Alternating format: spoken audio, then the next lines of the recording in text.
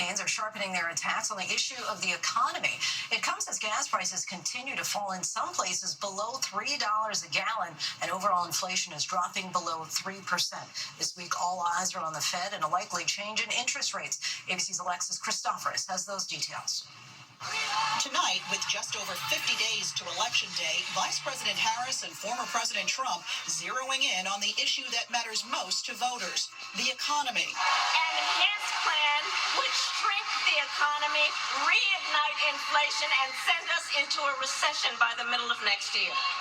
And when I'm back in that beautiful White House, we will pass larger tax cuts for workers, and we have a special tax that here is going to do, I think, quite well.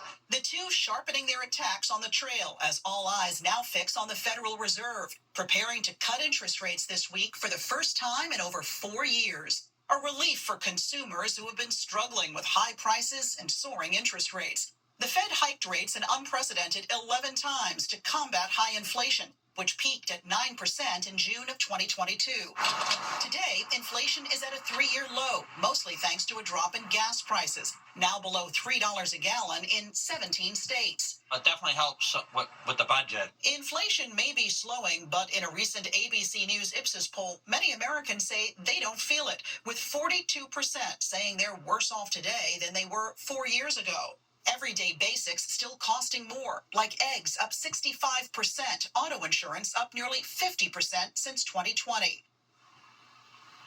But don't expect a big increase if you're going to see the Fed cut interest rates. Instead, they're saying that we have to take a look at a series of interest rate cuts for consumers to finally feel some relief in their wallets. Lindsay? Some much-needed relief, Alexis. Thank you.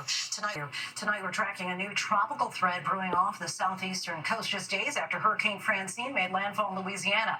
This weekend, volunteers handed out food and supplies to residents there, many of whom were without power for days. Let's bring in ABC News meteorologist Samara Theodore. Samara, time out this new threat for us.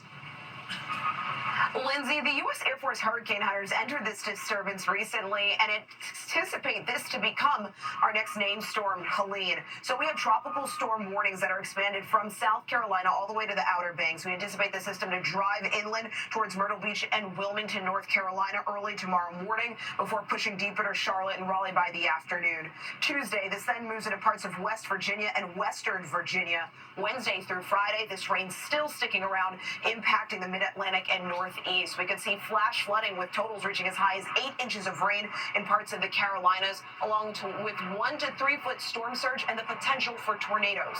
Lindsay? All right, Samara, thank you.